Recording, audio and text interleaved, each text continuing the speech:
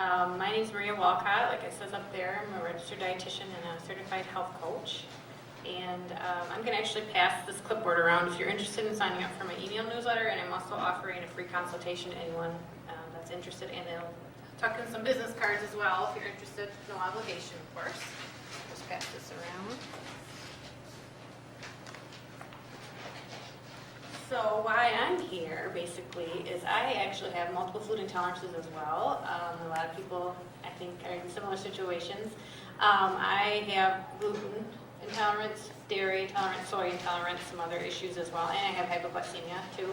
So I actually avoid all sugar too, and I have to eat kind of often, several meals with protein every day kind of thing.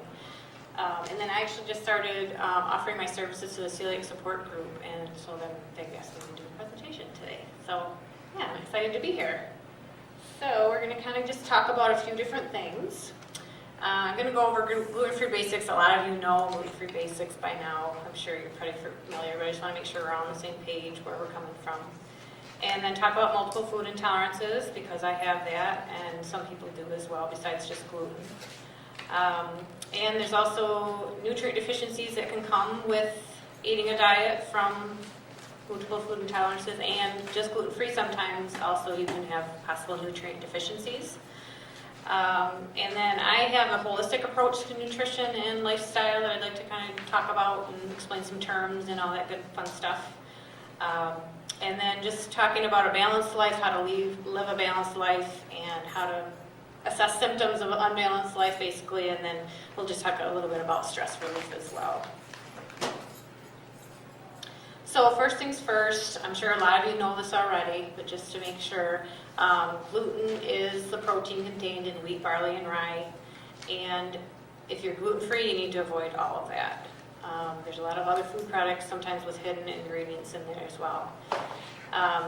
It's important to learn to read labels carefully, as you probably all know. The labeling law, there is a labeling law, amazingly enough. They are required by law to include all the 8 top anaphylactic allergens, which does include wheat. So like on my label example there, bold letters is going to say anything that someone could have a possible throat closing reaction to will be included in bold, and but they're not required by law to say barley or rye or gluten for that matter. So it is important to read labels and know kind of the hidden sources of gluten and all that fun stuff. And so having said that, there is the possibility of cross-contamination with gluten, especially when you have a dual household that people are eating gluten and non-gluten.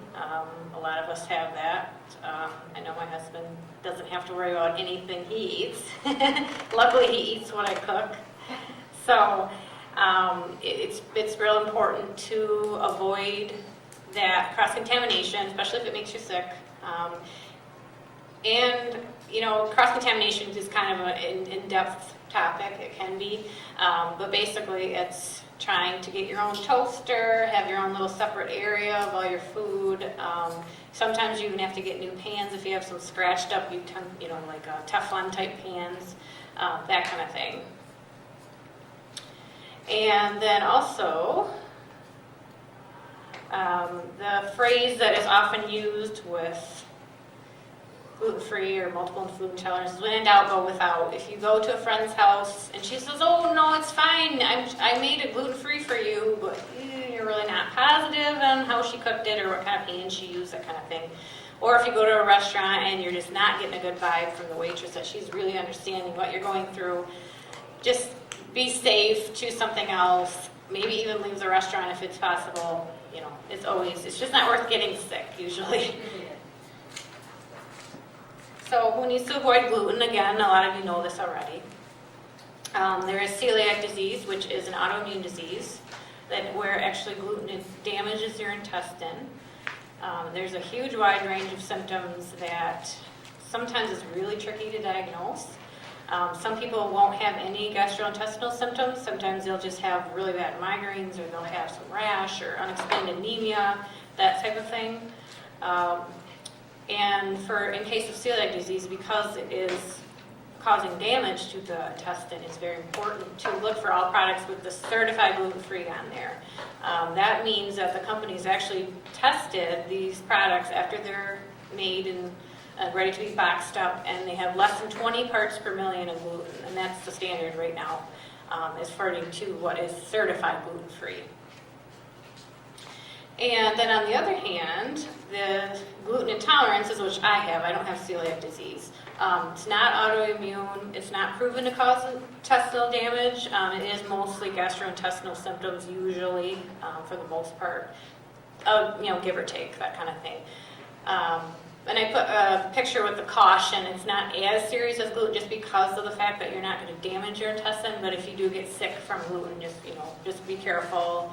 If it's something that really bothers your stomach, that kind of thing, you're just going to want to make sure and get those certified gluten-free products. And then also talking about reading labels too, you'll see a lot of times on the bottom of the label is processed in a facility with other like nuts, wheat, et cetera, et cetera. So that's a lot of things that you want to be kind of careful too if you get really sick or if it's something that you have to really watch out for. And the theory, what I've heard is like celiac disease and gluten intolerance is actually becoming a lot more common lately, and some people have been, the belief is, at least the theory is, that wheat is being bred that has a lot more higher protein levels in it. So, and our bodies just cannot digest that protein, and so a lot of us are getting kind of intolerant or that kind of thing to it. So that's kind of an interesting side note there. And then one tip to kind of give you a visual is if you do have celiac disease and to explain why you need to be so careful, a small amount as 1/8 of a teaspoon, if you can picture how small that is, that can actually cause damage to the intestine in someone if they ingest gluten if someone has celiac disease, not in the case necessarily with gluten intolerance. So it's always better to be safe than sorry. This is just kind of interpretation or a microscopic picture, as you will, of our intestines. I'm going to use my fingers kind of as examples here. We all have microscopic, what they're called villi, and these villi are finger-like projections, like I said. They actually are for absorption for our nutrients, and they actually have a kind of a wave-like motion, and as our food is being digested and broken down and going through the intestine, they're absorbing the nutrients, they're moving things through. As the body, in the case of someone with celiac disease, and maybe they're not aware or they're accidentally ingesting gluten, the body is attacking itself so much so that these finger-like projections are getting broken, bent, so to speak, and then eventually they're going to be sometimes as severe as flat, depends on the person. That's when they do the endoscopy to view the damage. But as you can see in that picture to the right, that's what actual microscopic picture. And the left is normal microscopic villi, and the right is damaged. So basically that kind of means we're not getting our nutrients from our food, possibly chronic diarrhea, things are just moving right through. A lot of, takes a while for that damage to repair itself. So you do kind of have to be patient as you're getting off the gluten-free diet. You might not feel good right away. I feel good, but if you think about how damaged your intestines were, it kind of takes a while for those to regenerate. So just give it some time. And talking about getting tested, there's the endoscopy, but first, usually before an endoscopy, a doctor will recommend doing a blood test or a couple blood tests for antibodies. They have certain specific antibodies that they look for. If those levels are high, often you'll have to do other tests. And then they do recommend a lot of times to get that endoscopy where they stick a scope down your throat while under anesthesia. And then to see if there is damage, how much damage, and that's usually how they diagnose celiac disease and then rule it out.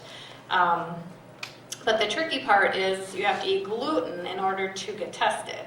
So a lot of people aren't willing, once they're off gluten, to go back on because, I feel so much better off gluten, there's no way I'm ever going back on it again. So it's all personal choice.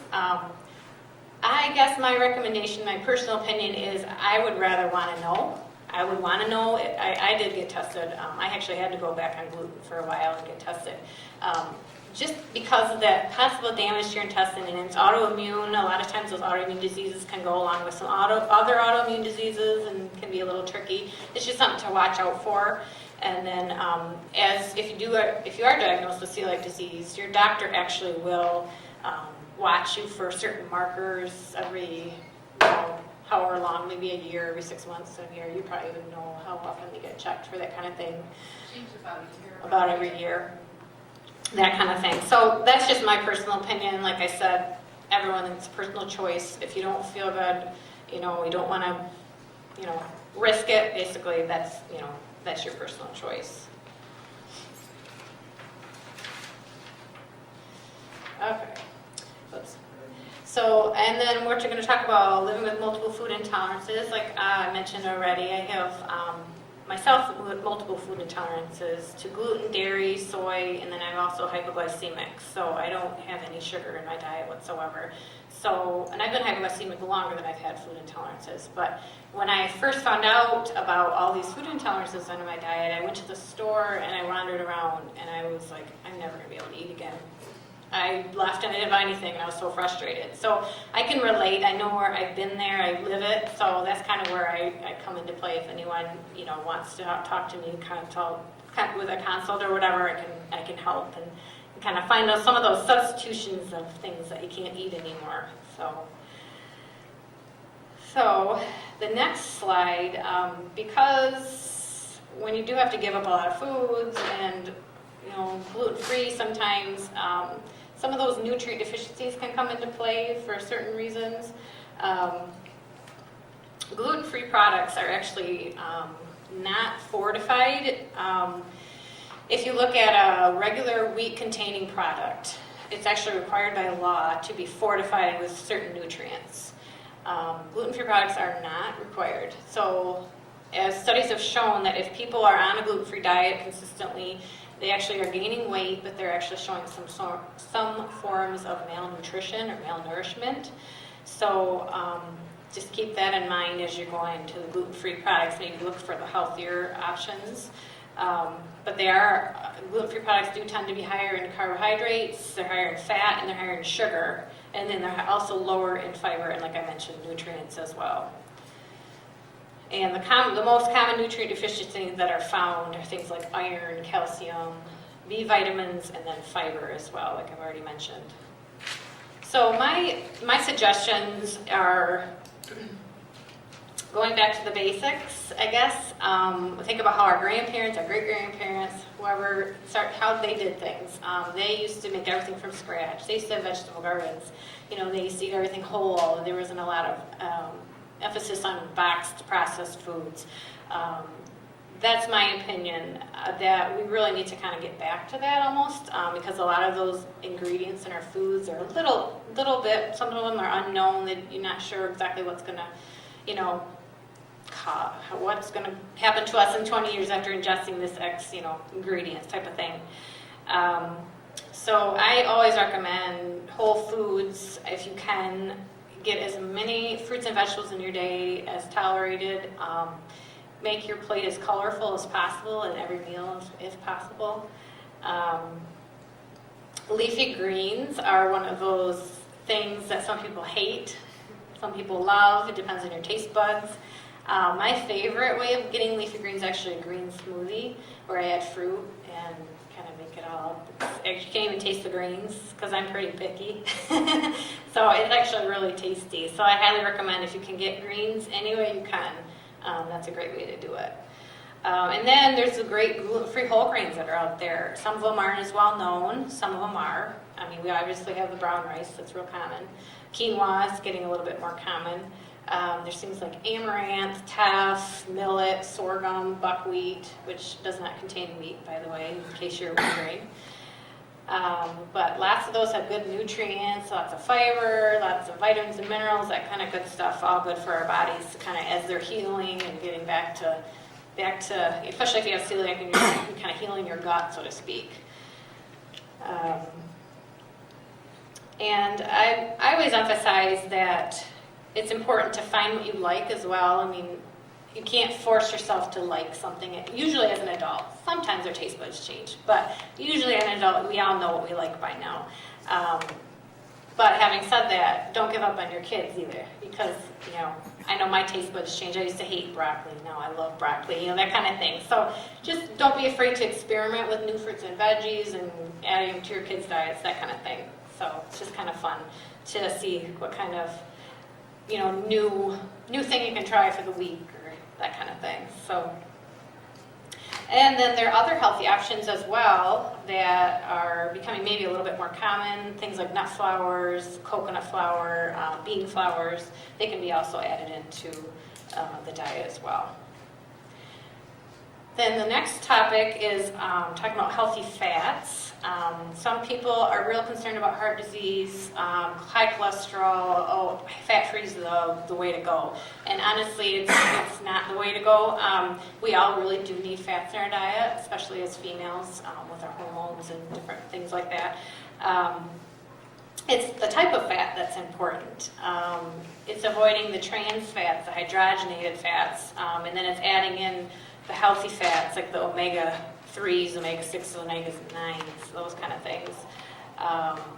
And examples of foods that contain healthy fats, we have walnuts, salmon, avocados, flaxseed. There's lots of other choices as well. Those are just a few options for you.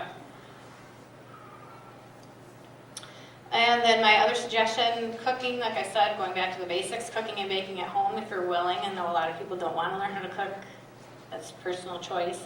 But if you're willing to take the time, it's always an option to, let's see if I can convert my favorite grandma's such and such casserole gluten-free. Do I want to try that? Or let's go with the tried and true. Let's go with this person's cookbook. I know this is going to be good, kind of thing. So it's personal choice whether or not you want to experiment or, and convert things and see if it turns out. Sometimes it does, sometimes it doesn't. But it's a good way to go. That way you can kind of basically control what goes in your food. And then, that's my opinion. But like if you go, let's say you go to the store and you have to buy a regular loaf of bread for whoever can eat that in your household, you'd be amazed at how many ingredients that loaf of bread has in it, when it really should be about 5 or 6 basic flour, yeast, sugar, salt, oil maybe. And there's just a million different ingredients in there that you really don't understand what they are and why they're in there. So that's just my personal opinion. And then, of course, we got to make sure we're drinking enough water. A lot of us are chronically dehydrated. We don't even realize it. Sometimes if we're real tired or if we're hungry all the time, we can't figure out why, or if we're craving things. Sometimes it's just a matter of getting enough liquids in our diet. Our body is made up of a large percentage of water, and we really need to replenish that and make sure we're getting enough. And a lot of times we can get that in our juicy fruits and vegetables too, luckily. So that will be a good way to go. Okay, so talking about a holistic approach. I think, and this is just my maybe opinion, I guess, but sometimes I think that registered dietitians get a little bit of a bad perception, because a lot of people are like, I'm not going to go see a dietitian. She's going to tell me I can never fill in your favorite food. So I'm kind of hoping to change that perspective a little bit. I don't necessarily agree with that. There's a time and place for everything. It depends on where you are in life. If you are, extremely ill, there's time and place for cutting out things and being serious about your diet and that kind of thing. But we got to have a little bit of grace in our diet too.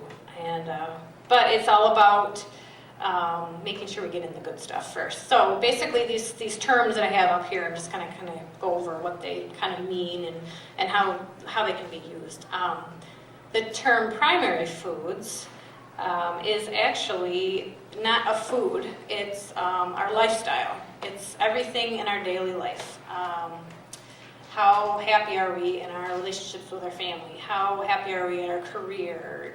Are we super stressed in such and such area? Just all those kind of ingredients, so to speak, ingredients in our lifestyle. And we're going to talk more about that in a little bit. And then bioindividuality, and I think I've already mentioned that we, have to find what we like as adults, what fruits and vegetables that we like. We're not necessarily, what someone else thinks we should eat. Bioindividuality is just basically, we are all unique individuals. Every single one of us, no two people are alike, even identical twins are different. So it's just kind of embracing our uniqueness as people and finding what we like, learning to know ourselves better, and even more so that we have to celebrate our uniqueness if we're gluten-free or have multiple food intolerances as well.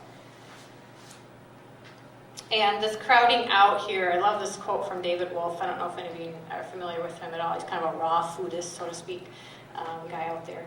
But basically crowding out just means, like I mentioned before, adding in the good stuff. Adding in all the whole foods and the leafy greens and the healthy fats and enough water a day and all that good stuff. Eventually, some of that stuff maybe that you are craving, or maybe that isn't as good of a habit, so to speak. Maybe you won't crave that as much. Maybe that won't be an issue anymore. It's just gonna eventually your body kind of adjusts to itself. Our bodies kind of can heal themselves if we let them. So I really like that term a lot. But just to note, and I'll probably repeat myself quite a bit in this presentation, so I apologize if I do, but you are your own best health advocate, and just remember that you know your body's the best. No one else can tell you to do it, and you can choose what you like, you can choose what you eat, and you can choose how healthy your lifestyle and your diet is as well. So the last kind of term here is like the 80-20 rule. Like I said, when it comes to deprivation and never having something again because it's quote unquote bad. It's just, I think the more we restrict ourselves, the more we crave that one particular thing, so we know we can't have it because it's bad. Basically 80-20 just means work up to trying to eat good 80% of the time. 20% of the time, give yourself some grace. Nobody's perfect. We're all going to have, mess ups or that kind of thing. So those are just some terms that I kind of like to talk about and kind of explain where I come in here. So this, hopefully can be read in the back there. This is just a chart that can be used to assess a balanced life, and talking about our primary foods previously. Because primary foods, like our career, our relationships, our finances, how much physical activity we get, if we have joy in our life, that kind of thing, that can actually affect a lot of our other issues. Like if we are extremely emotionally stressed about something, we're not necessarily going to want to tackle how we eat. We're not going to necessarily want to focus on how am I ever going to eat without gluten again in my diet. It's just too much. So it's just kind of an assessing your balanced life. And this chart can actually be used in the way that you take each section of the pie and you put a dot in according to how you range each section, so to speak. Like if you're really extremely dissatisfied with something, you put it in the corner of the pie piece. If you're extremely as happy as you can be, it's in the outer edge. So as you kind of, each section of the chart, you kind of put a dot, and then after you're finished, you just kind of connect the dots. And if something is extremely off balance, you can kind of, okay, I'm going to start with this area. I'm not happy in this spot. Let's do something about this. Let's see where we can make some changes, or something that kind of helps with that kind of thing. So basically, again, where everyone's different, I'm going to repeat myself. Once we find more of a balance in our lives, especially when there's an extreme off balance, we won't have as much ups and downs. It'll be easier to tackle changes in your diet, that kind of thing. So the next slide is actually going to be talking about symptoms of an unbalanced life, which a lot of you are probably familiar with, but I couldn't resist this picture. I like that too. I know I'm sure some people don't like chocolate, but I think most of us like chocolate. So basically what I want to kind of emphasize is our bodies are very amazing creatures, beings, whatever you want to call it. Our hearts beat by themselves. We breathe without thinking. If I turn the lights off right now, our eyes would actually adjust to the dark. If given half the chance, your body will actually start healing itself if given the right ingredients. So when I'm talking about imbalance of primary foods, that just affects so much part of our life. It's not just the food we eat, it's all, everything. It's like I said, the holistic approach. So when it comes to cravings can mean a few different things. Sometimes we do have the imbalance of primary food. We're really stressed out. I need something chocolate, or I need whatever fix, get your fix for the moment kind of thing. Or it could be actually shown up as a deficiency sometimes. Sometimes if we're not getting enough of some ingredient, a nutrient, that kind of thing. Sometimes it can show up as a craving, amazingly enough. And other terms, and talking about imbalance of primary foods, is coping. How do we cope with things? Do we stress eat? Do we eat when we are bored? Do we eat when we're, extremely emotional, that kind of thing? And then there's also the sugar addiction, which is, are we so tired that we are relying on caffeine and sugar just to get through the day? So it's just some things to think about, just to kind of gauge, how things are in your body and what cravings can mean to each of us, that kind of thing. And then talking about crowding out again, like I mentioned earlier, sometimes if you kind of balance out more things, adding some more healthy foods, more water, sometimes some of those cravings can kind of lessen.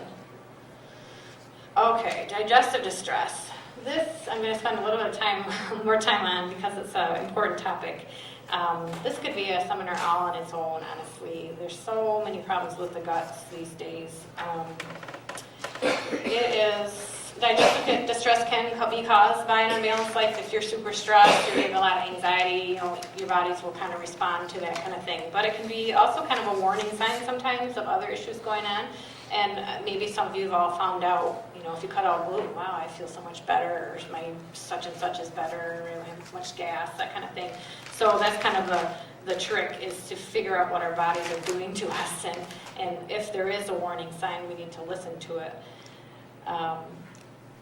Our gut is actually nicknamed our second brain, amazingly enough. So if there's something going on in the gut, that something's just not right, sometimes it affects how we feel. Sometimes our mood's affected. Sometimes we can't think clearly. Sometimes we're just anxious or depressed, that kind of thing. So sometimes that can all tie in together. So it's really important to kind of get our guts in line, and then we can kind of get everything back in balance. So I repeat myself a lot, like I said. But any of these symptoms, kind of constipation, diarrhea, gas, bloating, like I said, sometimes it can be just what we eat. Sometimes it can be a sign of something else. But it is important to listen to our bodies and, try to figure out, okay, is this something that's wrong, or is it just, I'm just stressed out and it's going to go away in a couple days. But speaking about bacteria, and we already talked about kind of a microscopic picture of our guts here, but we have millions and trillions of bacteria in our gut, which is a good thing. However, sometimes the bad can get worse than the good. If you go to the doctor and I have an infection or I have an illness or something, they usually give you an antibiotic. That's usually, maybe not always, but usually the protocol. After that antibiotic, it might kick whatever illness or infection that you have. That's great, but especially if the antibiotic is taken orally, it's basically wiped out all your bacteria, good and bad. So now your body's like, okay, I'm not sure what to do with this balance, and sometimes that bad bacteria can actually rear its ugly head and cause some other issues and stuff like that. So in my opinion, I think we really need to work on making sure we're getting enough good bacteria. I know a lot of us can't have dairy, but yogurt is a good option if you want to try to get some probiotics in your diet. But the amount in yogurt is pretty minimal. So in my opinion, I really highly recommend a probiotic capsule.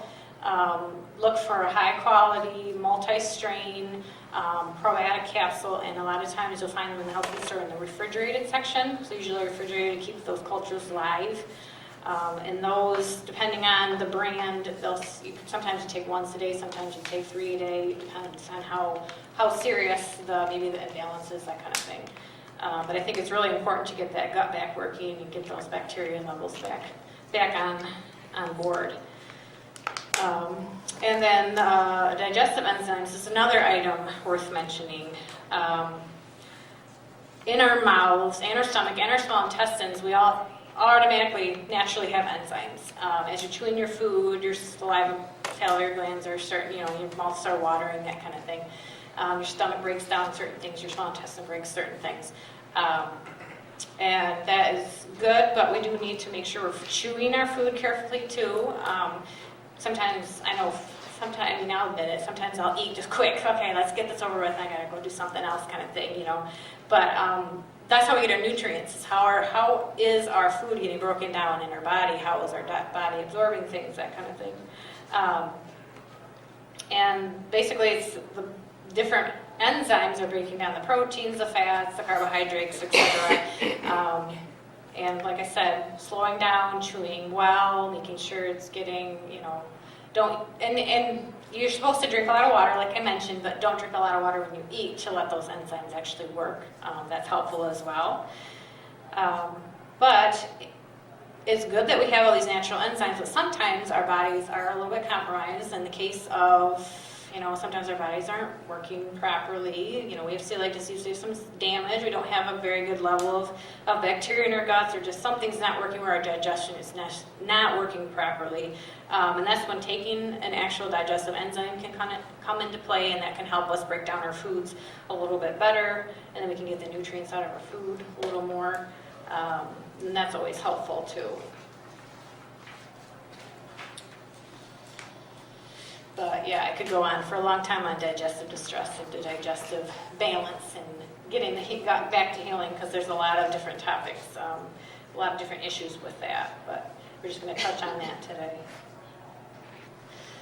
Okay, so this is another symptom of an unbalanced life, stress. The last symptoms we'll talk about today. There's a lot of symptoms of an unbalanced life, and we'll just talk about a few today. And we all lead busy lives. We're all constantly on the go. We always have our cell phones or our internet, or we're always constantly being bombarded with different things. And we all handle stress differently. We are all affected by stress differently. This is just some examples of ways that it can affect us, and sometimes we don't even realize that we're being affected by it.